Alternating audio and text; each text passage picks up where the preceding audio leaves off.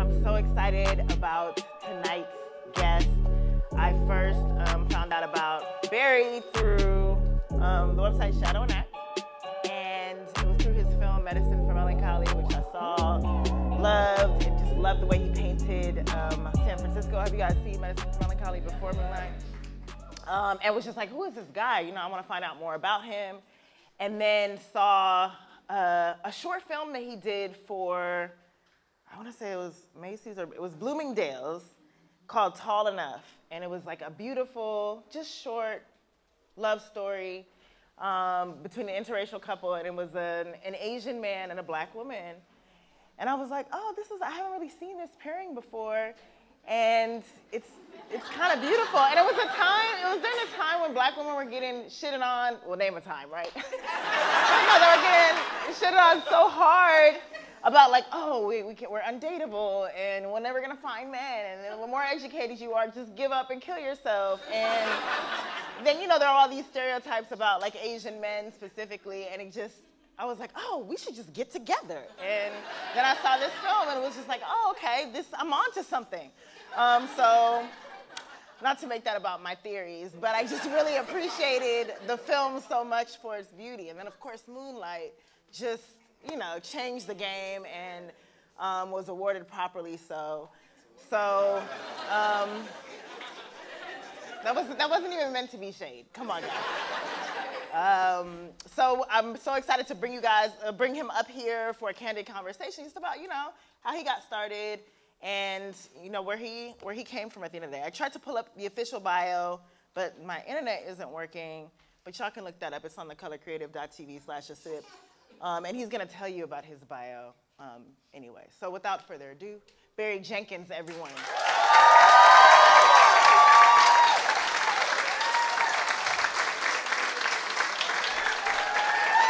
Yes, come on up.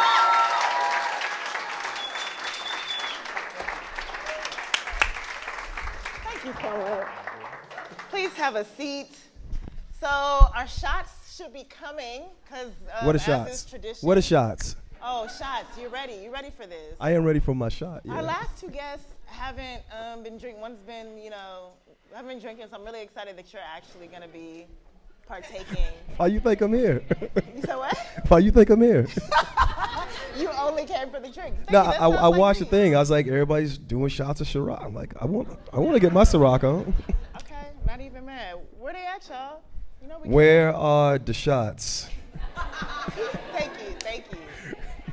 So I want to get this conversation going first off by objectifying you and classifying you. Where are the shots? I mean, are we gonna do it? Let's do it. So, you're a handsome man. You're dapper.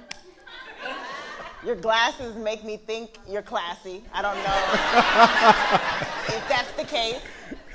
So I want to start this conversation off just by classifying you. Okay, we'll do this first. Hey now. Thank you so much. Right? Right?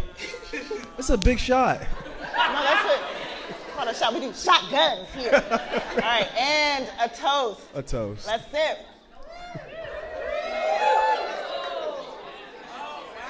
Okay.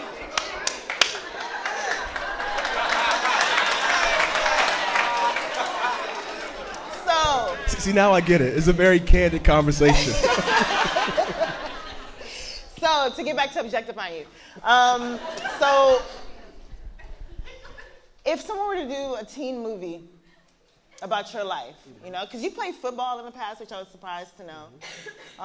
You have this demeanor. Wait, why are you surprised to know that? Because, like I said, I'm okay, classifying you. So, like, if someone were to make a teen movie about like your life, what would your archetype be? Given that you've been the jock, given that you look like the, you know, the nice guy, given that you look like the art guy. No, you know what's funny? So y'all remember when The Best Man came out? So in my high school, all the girls were like, they were going around to all the dudes like, you were this cat in The Best Man, you were this cat in The Best Man, and I always got Taye Diggs, and it bugged me. I mean, no shade. I'm talking about the character, not Mr. Diggs. But I was like, no shade, but why I gotta be Taye Diggs? You know, why are you fake mad at being Taye Diggs? I mean,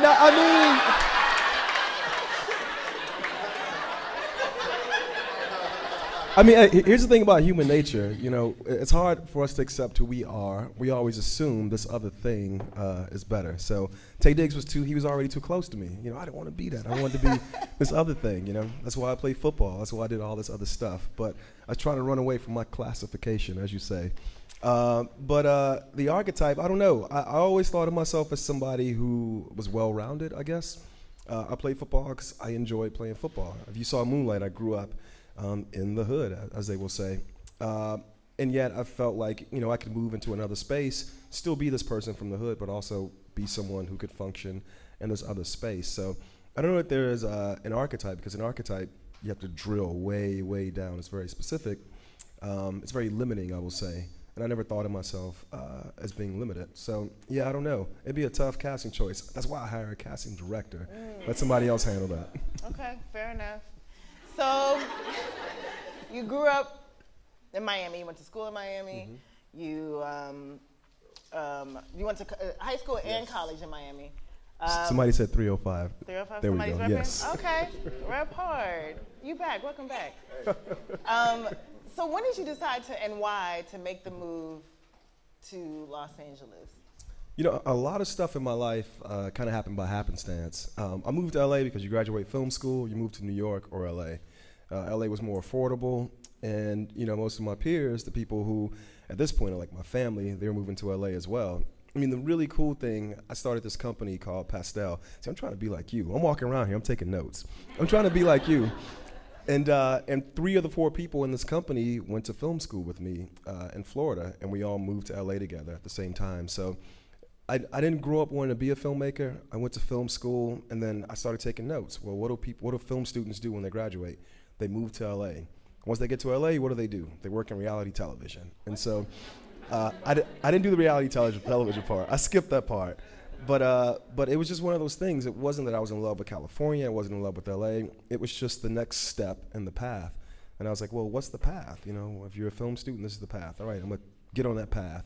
And it's kind of, you know, you think that, oh, Barry Jenkins clearly had a plan and built all these things from A to Z. It's like, no, I just saw the next step, and I would always kind of take it. And then get to that step, you know, it's almost like you playing a board game and you look down, that you take the step, and then you look up. Okay, I'm here now. And then you look back down, you take another step. And so that was how I did everything. What, just on this path of, I mean, kind of an accidental path. Yeah, I mean, well, coincidental. I don't know if accidental. I was meant to be here. I'm meant to be on this stage. I'll say that.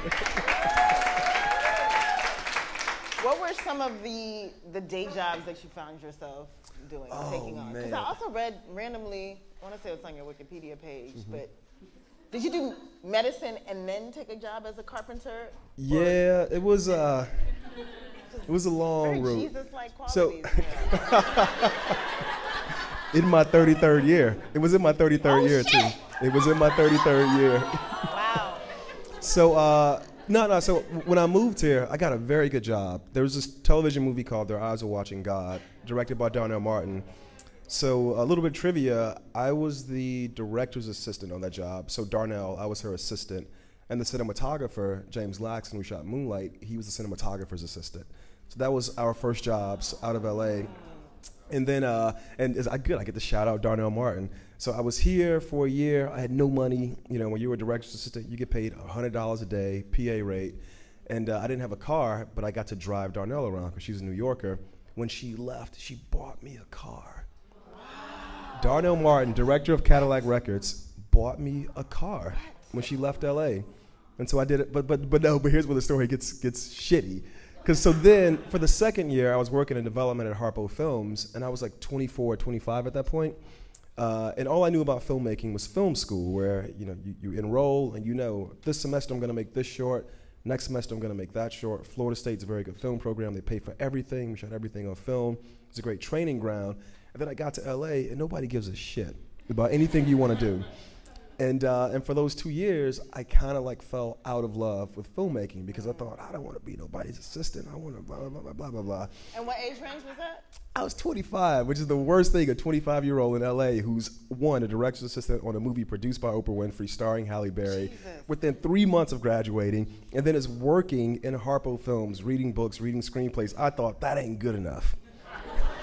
But but then this really cool thing happened. So you're right, I'm telling my bio now.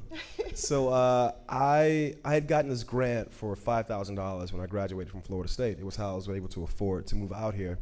And it was this thing called the Pathfinder Award. And then when I realized that I wasn't working out at Harpo, they had a 401k. This is like 2007, 2006. And the 401k, Ms. Winfrey has great benefits at her company. She is very good to her employees. My dumb ass, I was like, you know what? I'm going to cash out my 401k.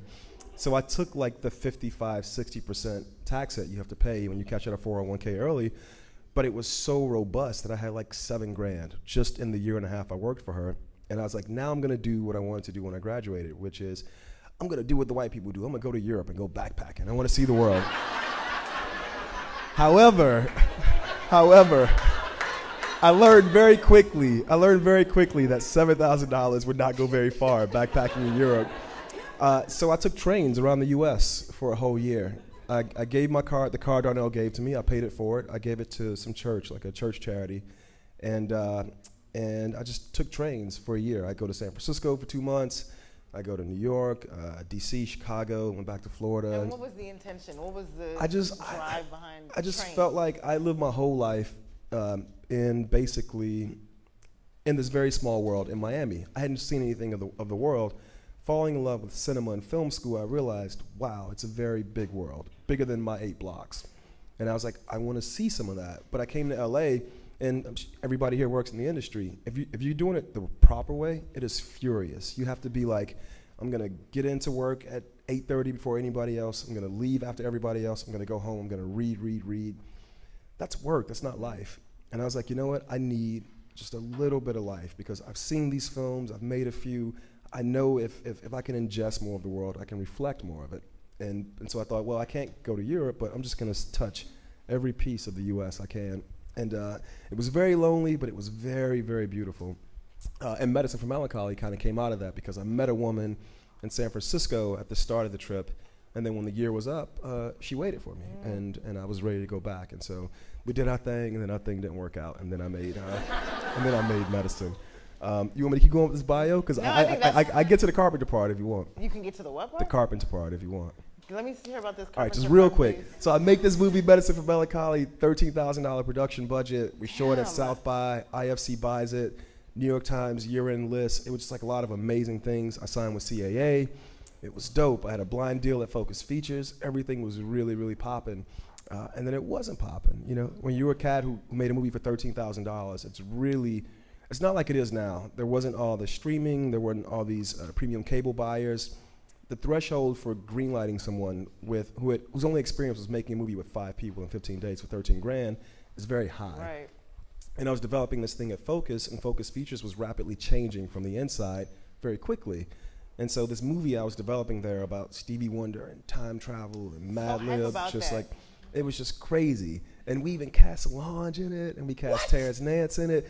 It was, but I recently read it. They were right to not greenlight it. And but I'd say all that to say there was a lot going on, but nothing no fruit was bared from that tree. And so I was up in San Francisco. It's a very expensive place, and man, so many things are connected. James Laxton, my cinematographer, his mom is a costume designer. She did Fruitvale. She also did The Color Purple, Beetlejuice, Pee-wee's Big Adventure, all these movies. And she was like, "You need a job. This writing stuff is cool. You're going to keep writing, but you need a job." And so what was paying the bills up until that point? I mean, I had a blind deal at Focus Features, and I can live a meager life when I need to. So I was like coasting off of that for like a year and a half, 2 years. And then that money ran out. And then Aggie walked me into the local 16. So not only was I a carpenter, I was like a stagehand working on a few film sets, but mostly on these like these shows, these installs they do. When Apple announces a product, they build an Apple store on a stage. And I was a guy with a hammer on one of those stages. And I remember, I remember one day, you know, it's a bunch of dudes. They're all, you know, from the age of like 18 to 28. You know, some cats who clearly have done a few things. They're trying to get on the right track. Other people who just maybe they want to be ACs or something. They're trying to come up through the union. We're all back here behind the stage on our knees with hammers. And this dude goes, "Man, you ever heard of this movie, this little small movie called Medicine for Melancholy?" I was like, "Yeah, I heard of it." He's like, "Man, you look just like the dude who made it." I mean, it's funny now. It was not funny then. Only because I saw in his face, he realized, oh shit, here's this person who I feel like has lived the dream that I see for myself, and he's still right here beside me, on his knees with his hammer. So that's my Carpenter story. Man, but dude, so that leads into so many questions, because there was a gap, obviously, between Medicine for Melancholy and Moonlight. A gap? There was a Grand Canyon. But 8 years. But how many years was it for you? 8 years. Okay, so 8 years. But it's not like you were sitting on your hands, like just waiting for the other opportunity. No, it wasn't. You were working on various projects. And you were writing, and that is the reality. Anytime a short would pop up, like with the Tall Enough you mentioned, I'd be like, yeah, I'll go to New York. They're like, well, you got to do it in a day. I was like, well, shit, I'll do it in a day. You know, and so I was still programming films at Telluride. I was still, which is one of the best film festivals in the world. You know, I had dinner with Ryan, with Coogler, like 3 weeks before Fruitvale premiered, because he was in the Bay Area. I was still, you know, I remember having dinner with Ava at Sundance when she had her first like black gathering. I remember seeing you there. And so I was YouTube, not being there. so upstairs. See, so much of this shit is just fluid, because upstairs I refer to her as a mogul, because I'm walking around this space and I'm just so inspired by you. Come on, man. Because I remember watching your first videos, and so when you say it, yeah, I remember that. I'm like, yeah, you were there, right? No. Because if you tell me you was, I'm gonna believe it. I was inspired by you guys. But I always felt connected to everything that was going on. So you're right. I was still with it, but I wasn't producing anything. And at some point, I had to put the responsibility on myself to be like, well, shit, you can't. If you're gonna participate, create something. Because that's a common feeling. Like sometimes, like I know for me, there's this fear of like, what if this was my only great idea? You know, what if this was all, like, this is all I had and I won't do anything else? And so, see, I'm in therapy now. but you know, when I go home, there's an Oscar in my apartment, so I'm good. So we can. No. I always say that to me. I'm gonna get in my feelings, but I know when I go home, I'm on the other side of it. So, so let's go there. Let's go there. But that's why I want to talk about it, because there's light at the end of the tunnel, and sometimes it's so hard to see that. So, like, can you just walk us through what was going on through your mind of feeling like, you know, when this opportunity didn't happen, when the Stevie Wonder project didn't happen, there was another, like, were you doing a sci-fi project? Yeah, there was. So the Stevie Wonder thing was tough, but even that was very nurturing. Like, I think James Seamus, John Lyons, this woman, Samantha Taylor Pickett, these people at Focus Features, they were very supportive. I say that project didn't work because of me. It wasn't the system, it was purely me. So that wasn't a bad situation. I adapted a memoir. Oh, the James Baldwin. No, a different thing. One. Okay. This book called Portrait of an Addict, Portrait of a Young Man, something like that. And it was interesting because it was all white people. Because I'm known as everything I've done has been either black people or I guess Arabic people. But this was all white people. A very strange film for Barry Jenkins to make if you've only seen the stuff I've actually produced. And I was in love with the project, and it was taken away from me in a very aggressive way, I'll say. And there was like a 6-month window when, I went exactly to the place you're talking about, where I thought, well, shit, what if, all right, because you talked about me as a football player, right? So I was actually good at track. I was really, really good at track. And I only reference it because I realize now I'm like 5'8", barely 5'8", 170 pounds. I am not a world-class athlete, But in the state of Florida, I was like basically the best hurdler at 300 meters for like 6 months.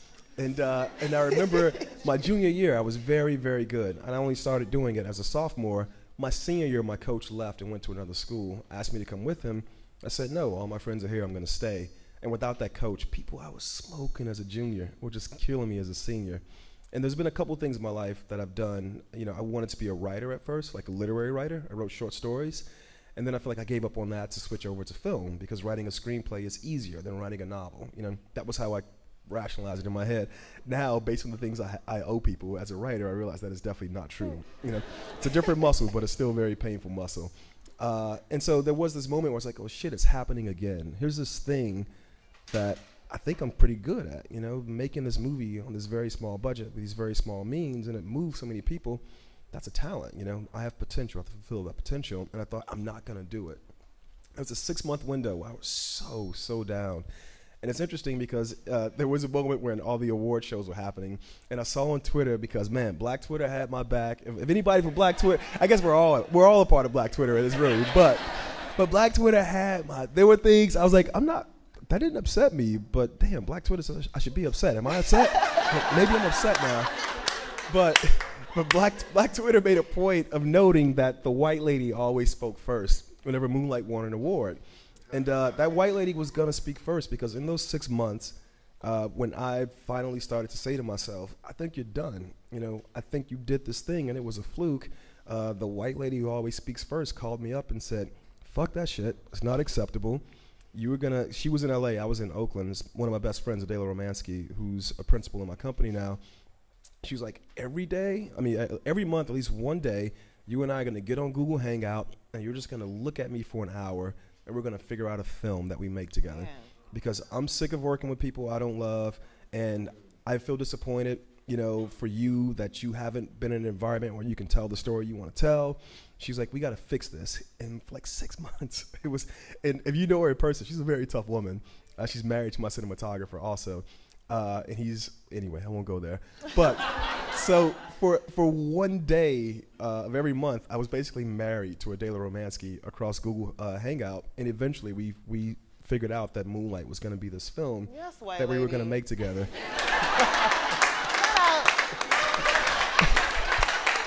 But you know what? It took getting to that place where I completely gave up. I mean, I just took it off the table.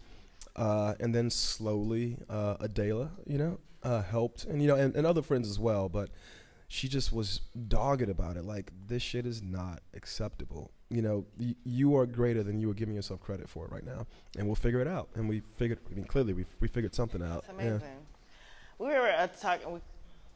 Some of my castmates and I got together last night, and we were having drinks and talking about just those old. Why was I not invited? Because I said castmates. If you want to be in y'all the see, show. I'm working it right now. Did y'all shoot season 2 already? We're shooting it right now. Season 3, y'all pick me up, all right? Barry, don't even start with me. I'm working it. Everybody heard it, right? Okay. When I hit him up, oh, sorry, I'm doing the sequel. So we're talking about just like getting to this point and. The low points that we've been in, and just trying to find our careers and to find a place in this industry. And we started talking about, I asked them just what the thirstiest thing they've ever done in the industry is, and just given, like, you talking about your low points, did you ever find a moment where you had to check yourself, like, whoa, let's get a drink of water because I am feeling like I want this too badly and it's showing, and I'm willing to do anything at this point or say anything to anybody at this point to get there. Did you ever find yourself? Yeah, I mean, clearly I stepped back from the ledge because I didn't do that thing. But yeah, there was a moment in this 6 months where there were some lowest common denominator projects that were still available to me. And I think part of figuring out with Adela what I was going to do was this process of understanding what I would not do, the place I would not go to resuscitate my career. And so I said no to some things. But Soul Plane, you didn't do that. Soul Plane 4. See, I just jumped over that one. I just jumped over it. Not quite, but similar. And it was just one of those things where, because a part of me, I mean, real talk, a part of me said yes first, a part of me said yes. But I'm going to embarrass my manager now. So my manager's in the front row, this dude right here, Jewel Ross. By the way, if you're a writer or whatever, you should mob him. Don't mob me. I can't do nothing for you. You got to mob this guy because so there was a project that Jewel and I worked on when we weren't working together years ago that didn't work out. And I said, I'm never going to work with Jewel Ross ever again.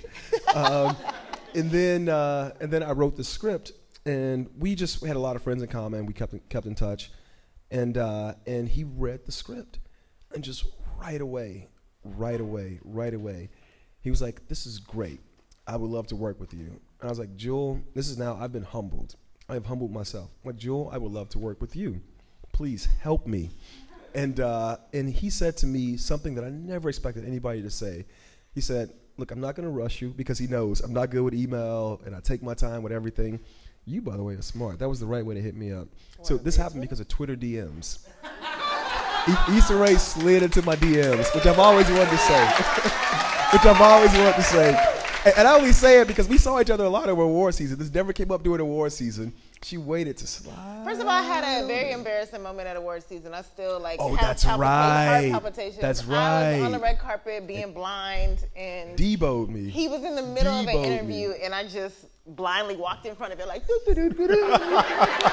just interrupted his whole interview. So I needed time before I could ask you for anything. After that. True story. So I send Jewel the script, and I'm like, okay, we're gonna work together. This is all like right at the start of all the Moonlight stuff. Before we have financing anything, before I have a job. I mean, shit. I'm still living in Oakland at this point. I moved from San Francisco to Oakland. I don't know what I'm doing. I'm not a carpenter at that point. I left Banana Republic, but I wasn't in love with what I was doing. And I sent him the script, and Jewel called me up. He said, "Love the script. This is fantastic. I want you to take 3 days." And you've been, medicine was like, at that point, 6 years ago. I want you to write down on a list, take your time, go through all your email, anybody you've ever met, ever in Hollywood in the last 6 years, I want you to write their name down for me. I'm going to send the script to all of them. And I remember I said, Jewel, but it's like this hood, art house, gay, black film. You sure this is the movie you want to send out to get me like a Hollywood writing assignment? And he said, yes. And so many things happened because of that. Okay, yeah, black man. So many things happened because of that. I moved from, he convinced me to move from the Bay Area back to LA on blind faith, because I lived here in 04, 05. I hadn't been here, lived here in like 8 or 9 years at that point. And just on us sending around the script, I got staffed on the Leftovers season 2, working with Damon Lindelof. I rewrote a script for Overbrook, again, all off the screenplay for Moonlight. Wow. And then we found financing. And how long ago was that? This was almost 3 years to the day. Okay. It's like 2017 right now, maybe like 2.5 years. Well, because award season feels like a week. So I feel like I lost. There's an Oscar when I go home, though, so I can't complain. But I do feel like I lost like a bit of my life there. Hey, my friend. So yeah, it was about 2.5 years ago that I moved back down. And then we got the financing, and I was in the writer's room, left the room, made the feature, came back, and then the rest is history. So what is it like now, walking into rooms? What's the obviously, after medicine was still like critically acclaimed. Yeah. And so I'm sure like in going into meetings with executives, there was still the talk of like, oh, we want to work with you, we want to do this with you, and that's clear because you got, opportunities to write for films. What's the difference between then and now in terms of the reception and even the kinds of work that you're being offered? Hugely different. Wildly. Just like, not even the same stratosphere. Way different. The first meeting I had, I think it might have even been before the Oscars. It was like 2 weeks before the Oscars. A studio brought me in and they pitched me a project, which is crazy. It's like, wait. I called him afterwards. I was like, wait, how does this work? And he's like, well, do you want to do it? I was like, wait, what? I can just say? He's like, yeah, that's how it works now. I was like, oh, okay, that's kind of cool. Now it doesn't work that way all the time. I still have dreams and aspirations. I am pitching people as well. But yeah, now there are people who want to work with me, which is very cool. The biggest, most noticeable difference is, I think it's me. I try to put everything on me. Wonderland, the Stevie Wonder project, didn't work because of me. I think I walk into a room now, it's a better room because of me. I have more, not necessarily confidence, but I know that I'm there because of what I do and who I am. I don't walk in doubting myself. And I think the people I walk into rooms with now, they can sense that as well. And I think even before, you win an Oscar or you make the thing it is that's going to put you on, you should always walk into a room that way. Not with the big head, but assured that you are in the room because you are who you are. And I think coming in that very genuine way, what I will say is, I think the response I get in the room now feels more genuine coming back at me. There's just no time for, no time for bullshit. I'll just say it. So yeah, it's been cool.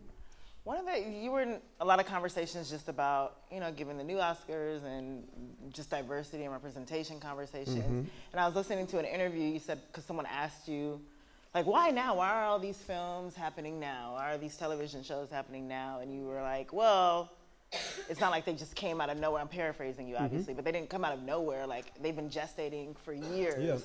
And it just so happens that, you know, they're coming out around the same time. But these projects have been in development. People have been ready. People have been working. And now I think, you know, eyes and ears are open. Just in terms of your own work has been very Black, as you mentioned. What kind of... Moonlight is Black as it's hell. So Black. I mean, It's so black. It's so, like, tingly Black. It's like it is shiny weird. Black. And I felt some kind of way because I was like, no, we are definitely a blackity black film. And there was some skewing of the blackity blackness of the Black film. Right. I was like, no, the first 30 seconds it can't be any blacker. Right. I mean, you go, it's funny because I thought it was just in foreign territories, but even here, if you're not from Miami, you can't really understand what's being said in the first 3 minutes of this movie. That is how blackity black we wanted to make this film. So what do you think comes from, because, you know, I did notice that just even in reference to the film, there's a tendency to try to transcend race, which is, I'm trying to pick my words carefully, but the alcohol's in my system.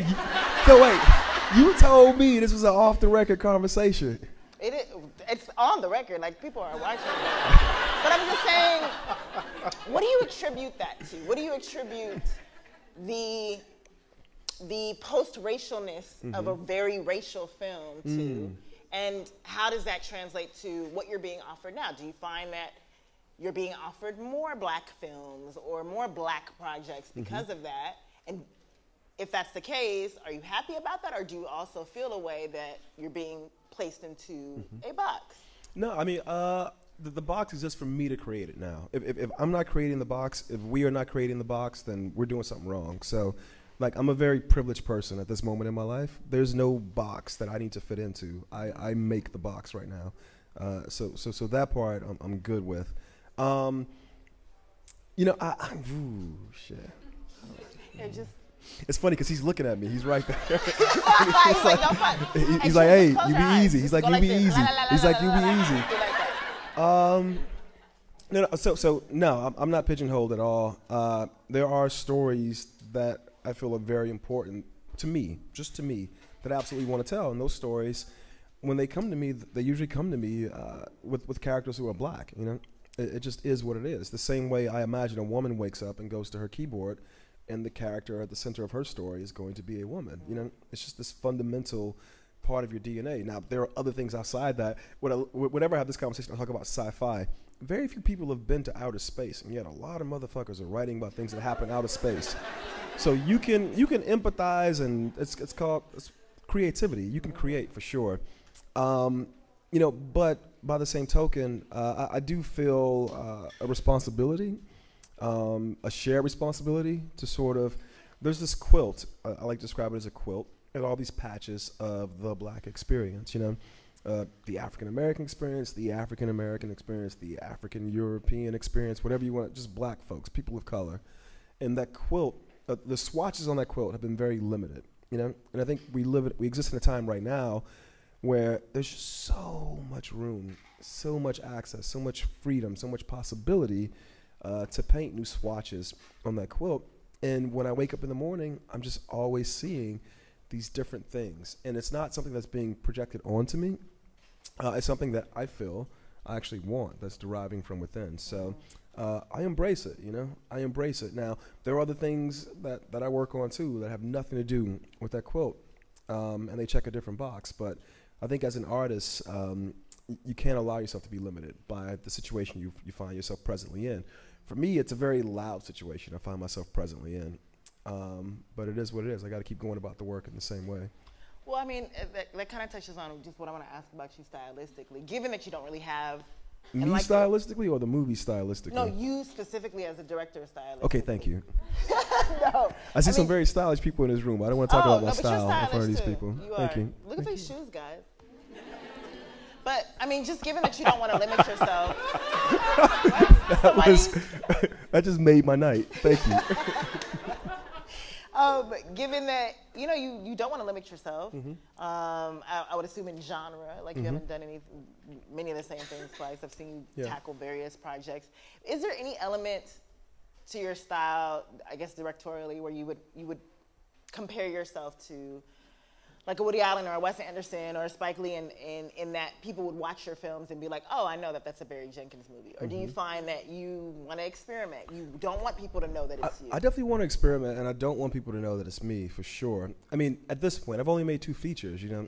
The second feature did very well. Did so well.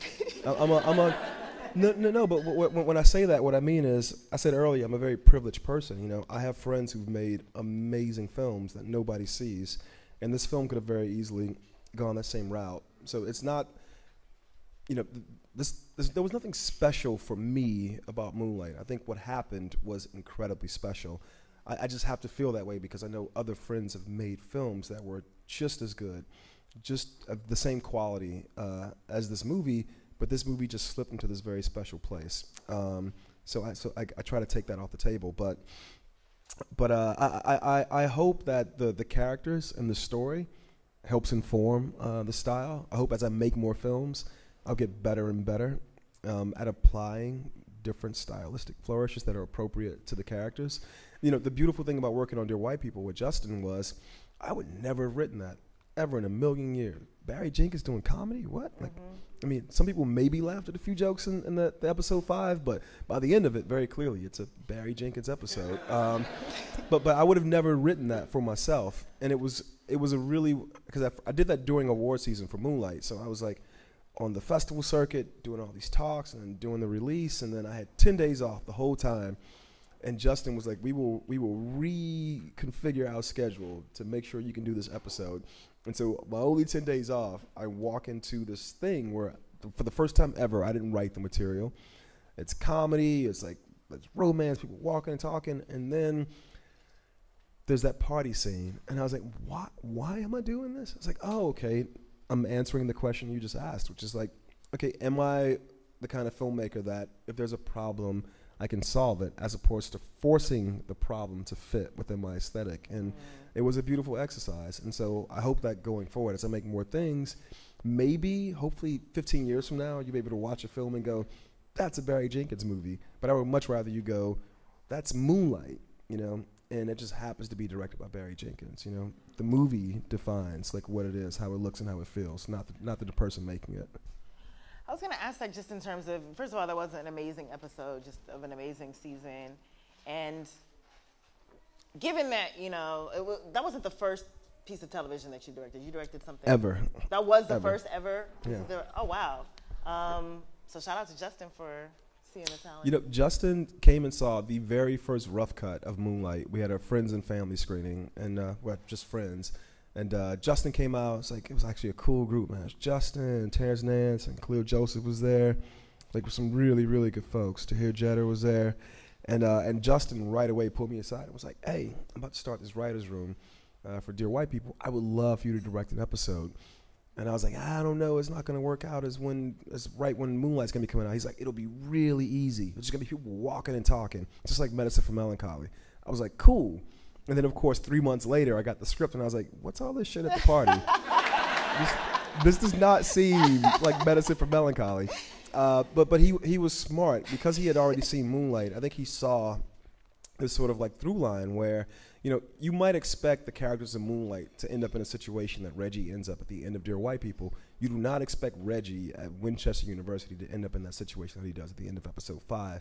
I think Justin saw, you know, Barry did this thing with this character Chiron, and I feel like that's applicable to what Reggie goes through in the episode. So all praise to him. And the beauty of it is, you know, like Ava put all these women on with Queen Sugar.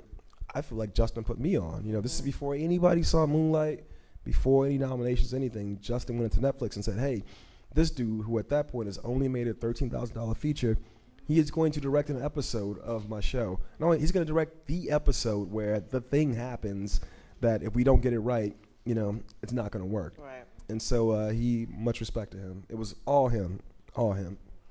Can you talk about, well, because, I mean, with Moonlight, you were, well, first with Dear White People, you're stepping into someone else's world. You're stepping into a world that he's created. you're stepping into, you know, he is a director and he has a specific style, so you're executing that vision while adding. And you know this because you run a show. He was sitting right there, so I'd be like, Justin, we're doing this Tarantino thing. Is this okay? And Justin likes to fuck with me. He goes, no, it's not okay, Barry. You fired. And I'd be like,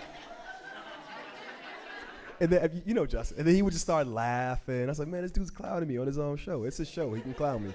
But can you compare that to, I mean, Moonlight was based on a play, and you worked very closely with Terrell, and to a degree you're executing a version of his vision. Compare the two and let me know how it was different. It was very different. Terrell was very, who's like basically my brother now at this point. I mean, man, when you go through what we just went through, you get bonded and binded to people. But he was very hands off. I think what we were doing was so close to who Terrell is as a person, to the life that he lived, that it's almost like I trust you, and if I'm with you as you do this, I'm going to have to be like literally, there's not this remove, you know, I can't be sort of impartial. I can't have the distance you have from it. So once the script was done and ready, he kind of stayed away. And I remember showing it to him for the first time because he just sat there. Literally, we showed it. It was in New York. It was like this room, like a 40-seat theater. It was just me, him, and Andre Holland were there because he and Andre go way back. And Terrell got up when the movie ended. He didn't walk out the theater. He walked to the aisle, and he just sat there. And he just like didn't say anything for like 20 minutes. And I was like, yeah. I was thinking this went either very bad or very good. And the first thing he said to me, I'll never forget is, he said, I don't know how many times I can watch that. And I was like, yes. I mean, I felt bad for him, but I was like, yes. So it was one of those things where he, as a director, he let me go. You know, as a writer, it's different. But as a director, he let me go.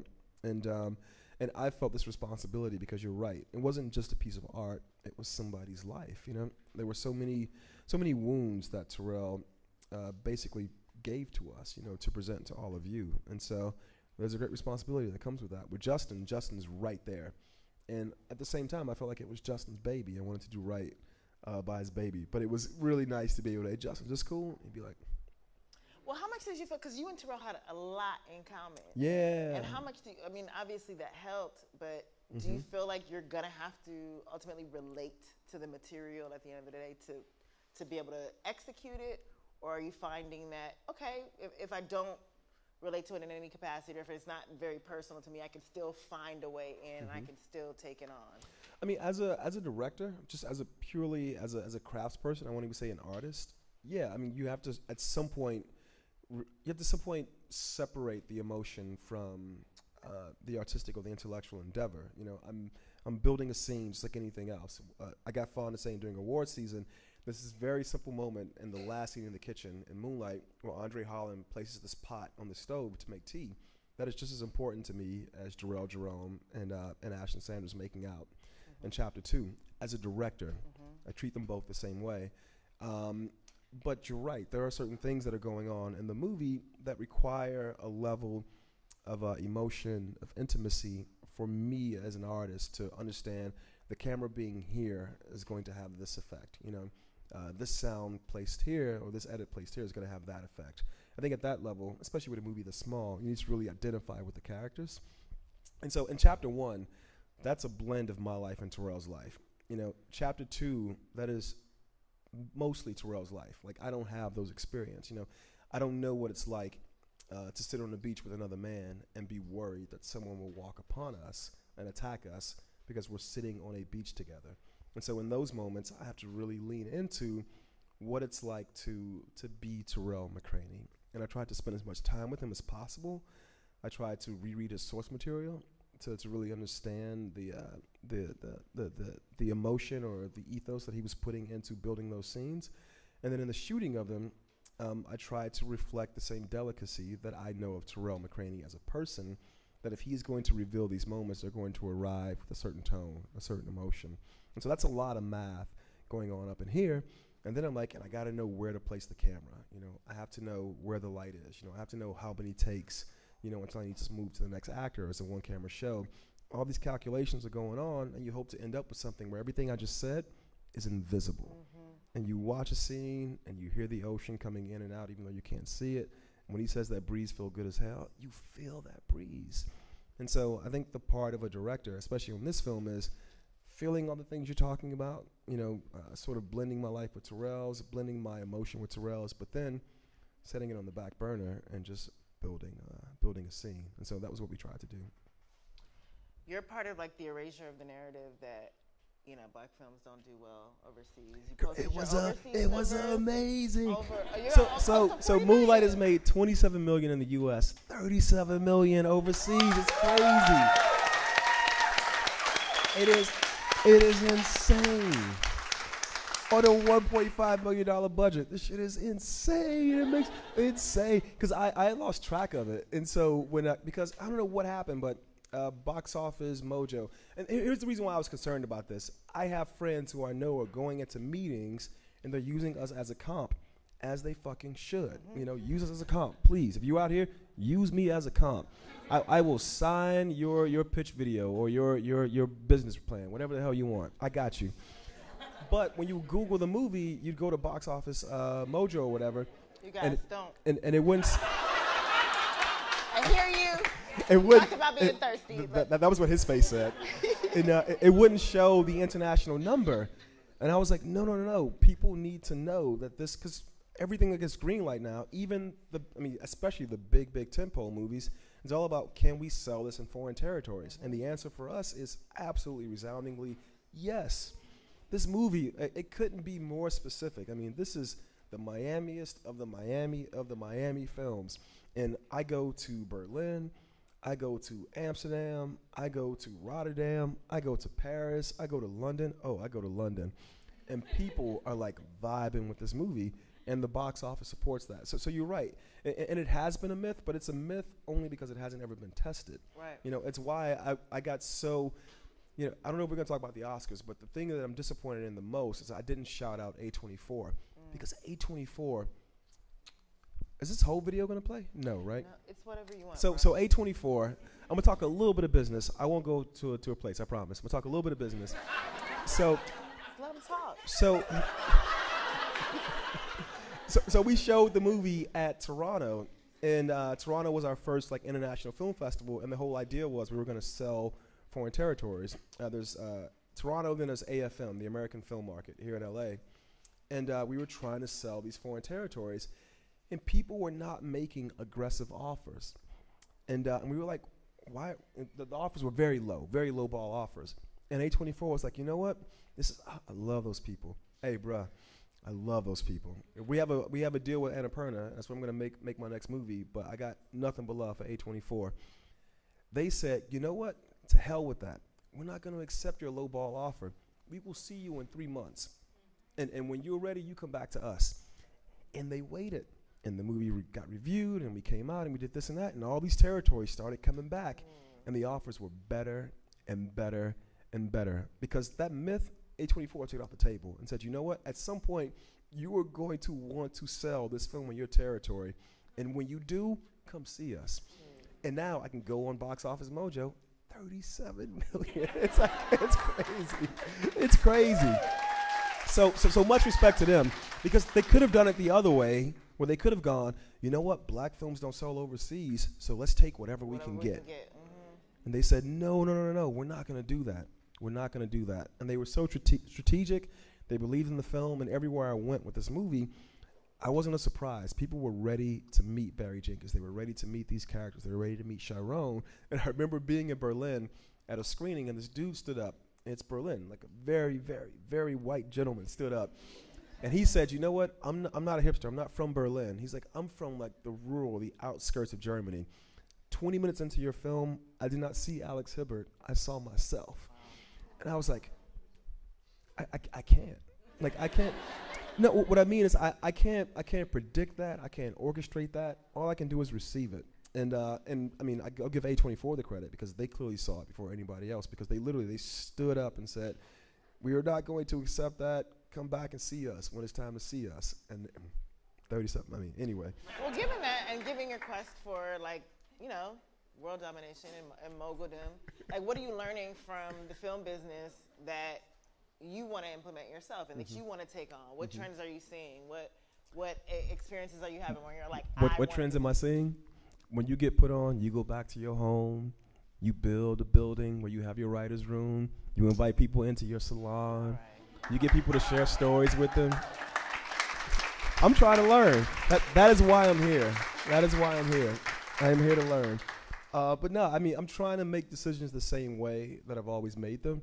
I'm trying to continue to work with my friends. You know, Adela Romansky is the principal of my company. This guy, Mark Sariak, who I also graduated film school with, is the principal of my company.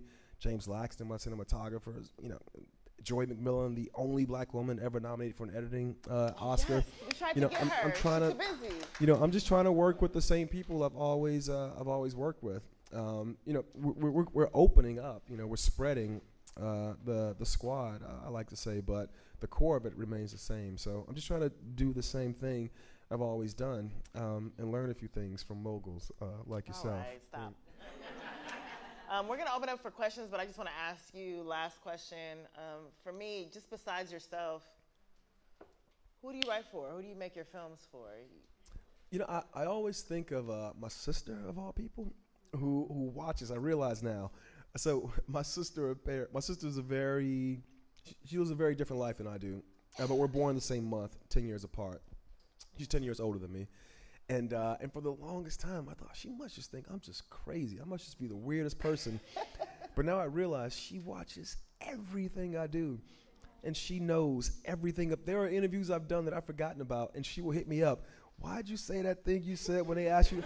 I'm like, what? And then she'll send me the link, and I'll be like, oh, yeah, I remember. And she always says, you curse too much, but I like what you're saying. And so I always think of her when I'm working. But then I also think of, you know, one of the coolest things about making Moonlight is we did it in the neighborhood, like where I grew up. And when I direct, I'm not at Video Village very often. I like to be either with James, the cinematographer, or with the actors, because Video Village is always somewhere else. And I remember looking back, and Adela, the white lady who always talks first, she's so about it. I love her. She was like, well, shit, Barry's not using his context. And so she would take these kids from the neighborhood. She would put them in my chair and give them my context. And I would see them watching me call action, and I could see in their faces, oh, if I had seen someone who looks like me in the place I'm from doing this when I was that age, I would have gotten into it when I was 12, not when I was 22. And so I always think about that person when I'm making these things. That's why I'm trying to figure out a way to do a children's show. Because there are certain people who I think could be inspired by what I do, but who right now maybe can't watch the things I do. And I'm like, well, shit, why is that? I should make something for these people. So I think of my sister, and I guess I think of the 10-year-old Barry when I'm writing. Yeah, I think of the kids, man. Barry is for the kids, for sure. I'm from Miami. Trick love the kids. That's what they used to say, you know? See, what you don't know is me and Trick Daddy went to the same high school, and Trina. And so when you watch that Shut Up video. Are you lying? No, I'm dead serious. You really went to high school with Trina and Trina? No, they a little bit older than me, but the same high school. Yeah, and so when you watch the Shut Up video, that's my high school band playing in that video. Crazy. Now, it's also my high school band, and bands can make them dance. And because of that, you will never see my high school band in a video ever again. That's the most impressive thing you've said all night. So thank you for that.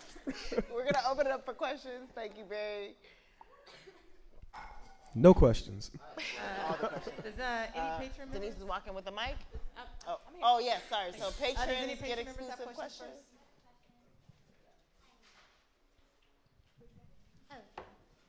Hi, my name's Stephanie. I just wanted to ask, I saw that some of your early work was in science fiction. I was wondering if you'd be interested in working in science fiction again, or in also what are your thoughts or awareness of like Afrofuturism? Yeah, I would love to work in science fiction. There was I received this grant called the USA Artist Grant a couple years ago. You got grants on grants on grants. I mean, Terrell got a genius grant, and so I like to give him shit. Every time I see him, I just call him genius. Genius from across the room. He hates it. But I got this USA Artist Grant, which was like a $50,000 grant. But here's like, I'm gonna help y'all out. You get taxed on that at the end of the year. So if you get a $50,000 grant, it's really like a $34,000 grant. I learned that the hard way. But there's this artist in Houston named Robert Pruitt. who does these Afrofuturist paintings. And I remember flying to Houston just to go to his studio and look at his stuff because I was like, there's a story in the work that he's doing. So yeah, I did Remigration for ITVS. I think Wonderland is somewhat sci-fi. Yes. The Stevie Wonder movie with time travel. But it's something I'm very interested in because I think there's something about. It's funny. I was talking to Wesley Morris and Jenna about this. I'm still processing this idea of double consciousness, and I think sci-fi is one of those realms, grounded sci-fi for me, where you can really lean into this idea that us as Black folks, we've always had to exist in these two planes at once in a certain way. At least here in America, is double consciousness, and I think sci-fi is the place where eventually I'm going to get to explore that. So yeah. So are you going to bring Wonderland back? You know, it's funny. I keep talking about it, and Jules like, why do you keep talking about this? Because I do. You know, I'm looking at all the drafts I did. I did a lot of drafts of that. Just make it better. That's what I'm doing. That's what I'm doing. Slowly but surely. Slowly but surely. I'm making it better. Slowly but surely. Yeah. Okay. Next question.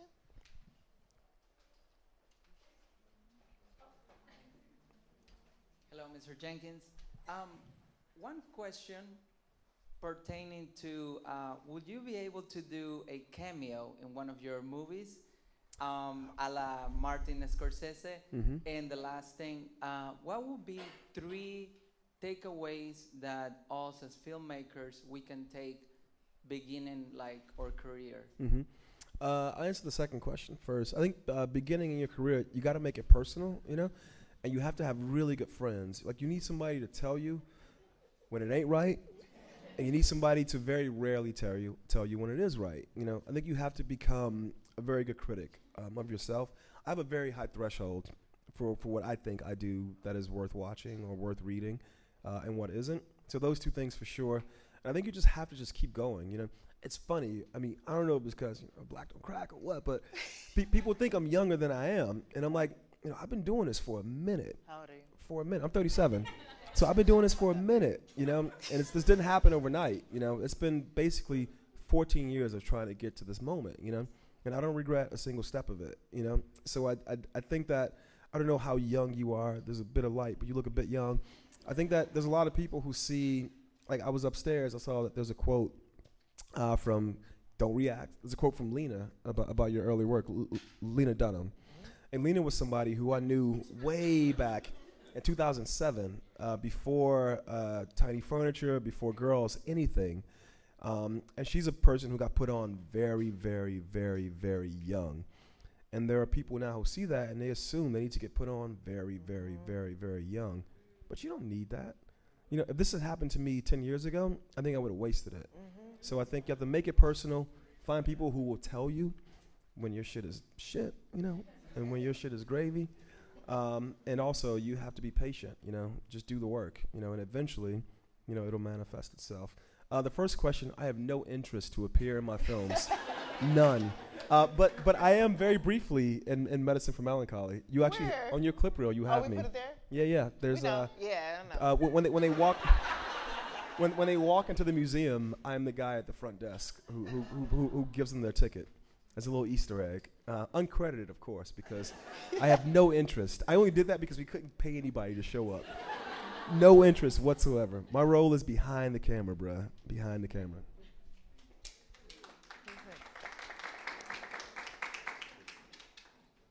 Hi, my name is Maya, and this question is less for me and more about my brother, who is an 18-year-old Black man in America, which I watched Moonlight and thought about him, Black masculinity and sexuality, who a couple months ago dealt with police brutality.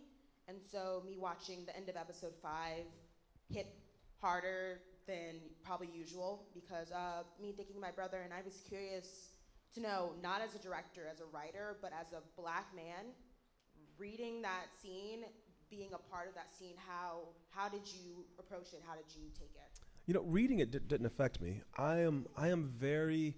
It's a blessing and a curse, but I am very. This is my life. This is my life, you know. And like I said, it's placing a pot on the stove. When Andre does, what Kevin does in that kitchen, just as important to me as 2 guys making out on the beach. You know, I only say that because one of those images we rarely see. The other one is mundane. So reading it wasn't a big deal for me at all. and maybe that's a problem because I was surprised by the weight of it in filming it. You know, this is why I love making movies. You know, it's not just me sitting at my desk writing a scene. Now it is all these people feeling something. And I've said this in interviews, when that gun came out and we filmed the gun in a certain way that I had a moment with myself because I felt visually there was a way to film the gun coming out of the cop's holster. But the energy in the room, the emotion you're speaking of now, just purely as a black person, I was like, this is unnecessary. Like, why am I doing this? What is happening is so horrific. So just, that is the most, so Moonlight won Best Picture, and there's some very potent images in that movie. The most emotional I've ever been on set, the most emotion I've ever felt on a set was that scene with Marquis. Filming it was so intense. It felt like there was this mixture of anger, of shame, of just death. I mean, it was just, and because of that, I realized that what Justin was doing, you know, what Chuck and Jack, the writers, were doing, what Marquis was going through, it pales in comparison. We're on a film set, pales in comparison to people who actually go through that. You know, just today, I was pulling into my building. I live downtown. There's an alley right behind my building, broad daylight. But you do the clicker to go into the security gate. There was a motorcycle cop sitting in the alley. And as I pulled up on the curve, I have to raise my clicker to go in my gate. And you know what? I didn't do it. I pulled up on the curve, and I just sat there because I thought, in my head, I did the math where I'm going to do this, and this he might think. And I think that's the calculation that, you know, as a black man, I have to do now. And in filming this scene, it was... And so, you know, it's a single camera show, or actually it was 2-camera show, but we would do a take and we would just have to stop everything. There were very few angles in that scene, or very few takes, because it was just so, But you know what though? This is what we have to do. I'm a very privileged person. I've got to use that privilege to spread this power, to shine a light on these things, so that your brother, I think you said your 8-year-old brother? 18. Your 18-year-old brother, so that maybe he sits down to watch the show, and I mean, it's a very heavy thing, but I think what Marquis does at the top of episode 6 and the emotion he shows at the bottom of episode 5, maybe in some way it can show that pain is not to be bared alone, and it's why Marquis looks at the camera the way he does as the camera gets closer to him. But I mean, I could talk just about that night for quite a long time, but I don't want to misspeak. There's some other stuff that happened that I don't think this is the right forum to talk about it. So. But yeah, I mean, it was a reminder of, and again, I'm in the middle of award season. Everybody's telling me how great I am and all this stuff with this movie, and then I'm just brought right back to, I am a man. The camera is a tool. Telling stories is a tool to share this pain, and that was what that scene was about.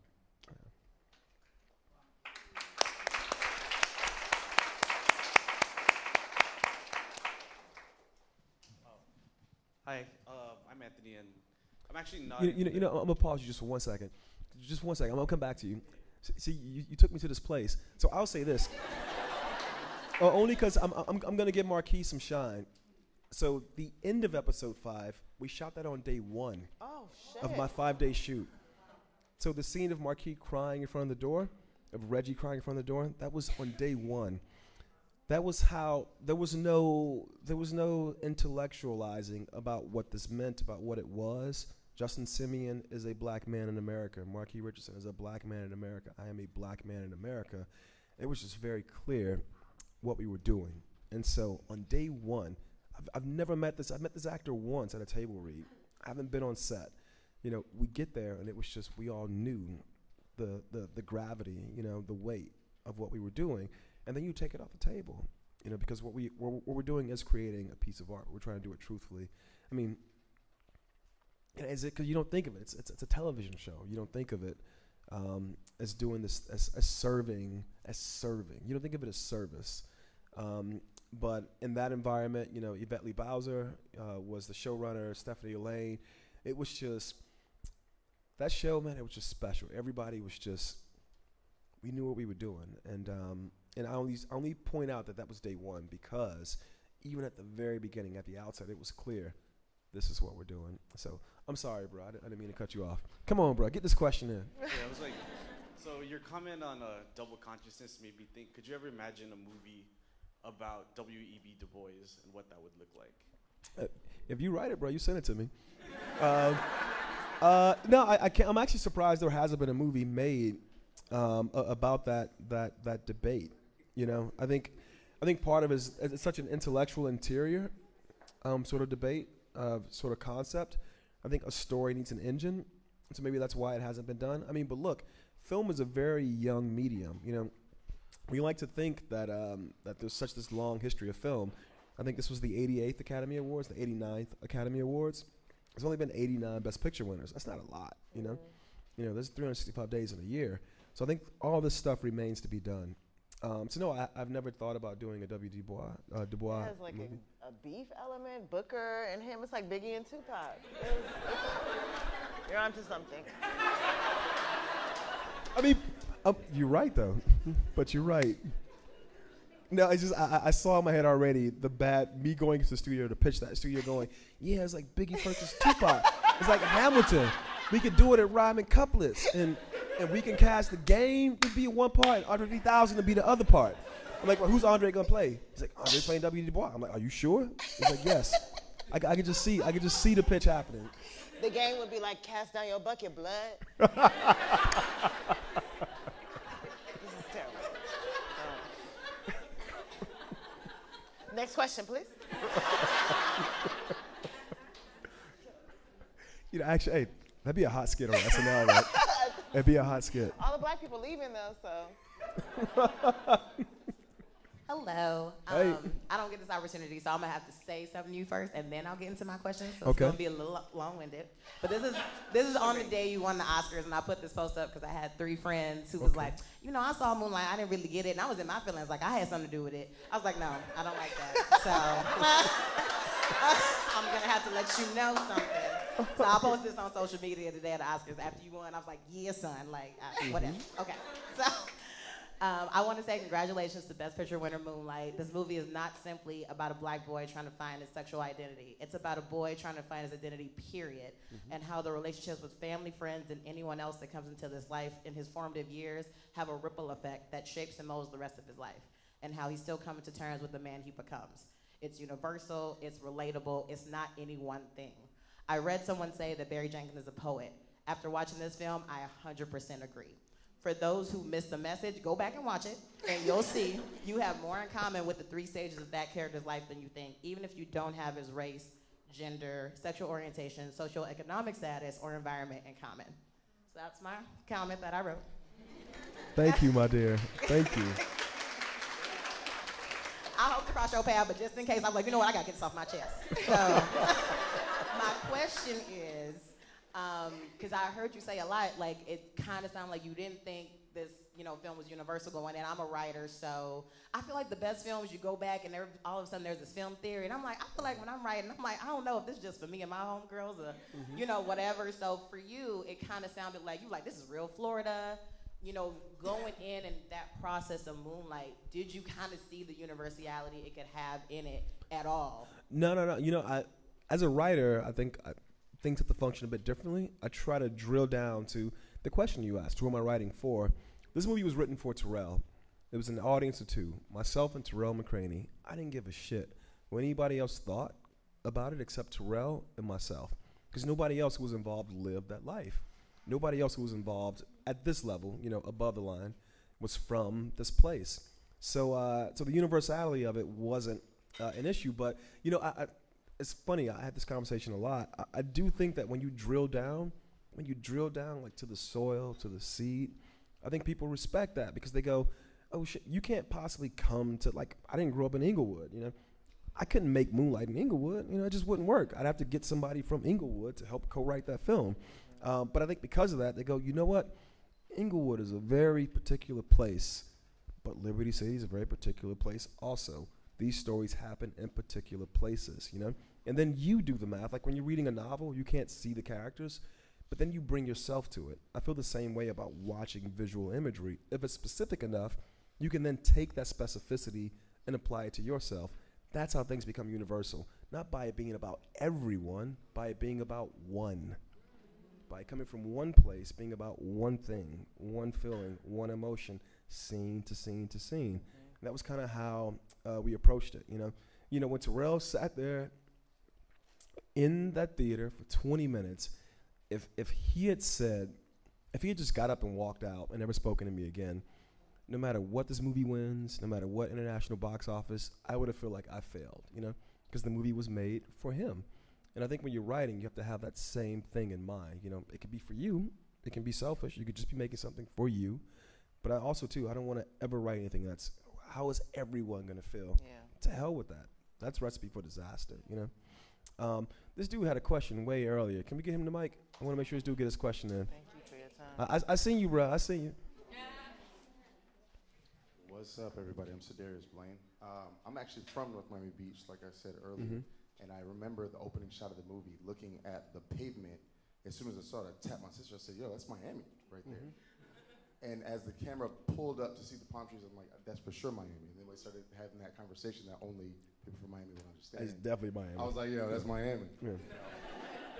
How important is the backdrop of your film? Like in terms of where you shoot, do you plan to shoot more movies in specific places like, say, shooting in Compton or shooting in Liberty City or shooting in, you know, Chicago neighborhood where you can allow these kids to see someone who looks like them and inspire them to do what you do or to inspire them to see something different. See, the thing about growing up in Miami, like you said, is you're in a bubble. And there are several places like that throughout the world that are bubbles that don't allow you to see something else. And I would have never known I had a love for music had I not been exposed to music when I went away on a trip or something like that. So I was wondering how important place is in terms of your story, because I already see texture is important.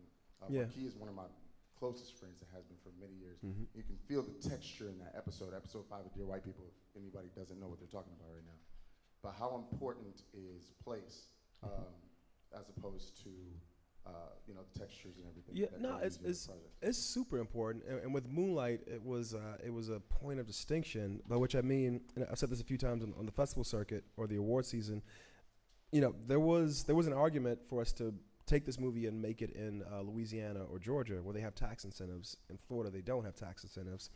And so I think shooting on location for me has been, it's weird. It's been both a luxury and a curse. You know, I think to build some of these sets on stages, although when you're making a triptych the way we did, you know, usually the sets can, you know, be reproduced, you know, act to act to act. You know, the characters age, but they live in the same house. So you can use that house for more of the shoot.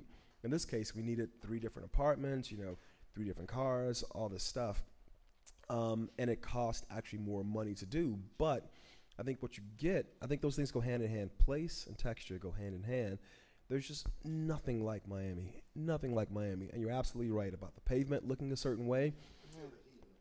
There's even, I said to one of my editors, we were having this conversation, because one of my editors is white, one of my editors is black.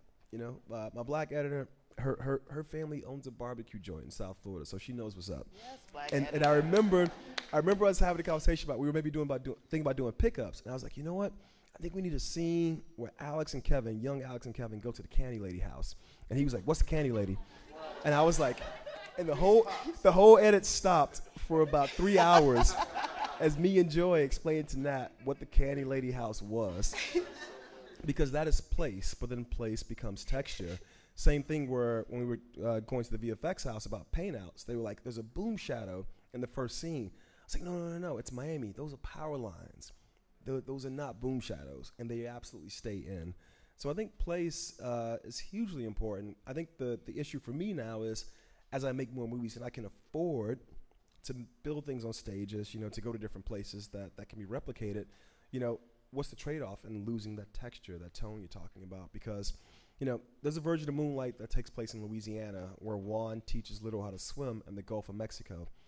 But the Gulf of Mexico is not the Atlantic, by which I mean there are some slaves that arrived here through the Gulf of Mexico, sure, but the majority of them arrive through the Atlantic. And so this image of a grown black man teaching a boy how to sustain himself in the ocean, shooting it in the Atlantic, it just has a currency that it wouldn't have in the Gulf of Mexico. So, yeah, it's something I'm always aware of, but it's all math for me.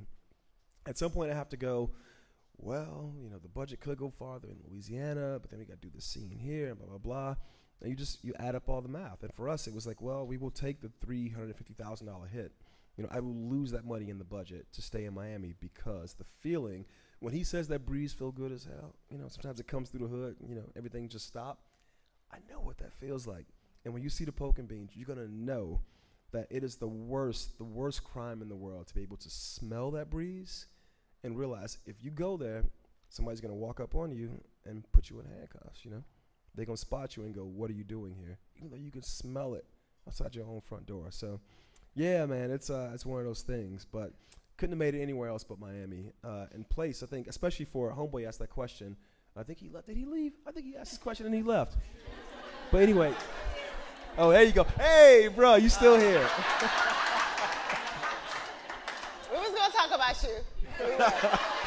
You see me, right? I'm about to go in. So I think the fourth thing is place. One of my professors in film school said to me, because I was the only kid who was from the hood, who was in my film school class, Wes Ball, who makes the Maze Runner movies, was a classmate of mine, very different background. She said, Wes is very good with the camera, but he doesn't have the stories you have to tell. And so that place you're from, you have to harness it and make it a part of your work. So very, very important. Well, you guys, I promised Barry I'd get him out of here by 8:30. It's 8:35. I'm a liar. So thank you so Thank y'all. much.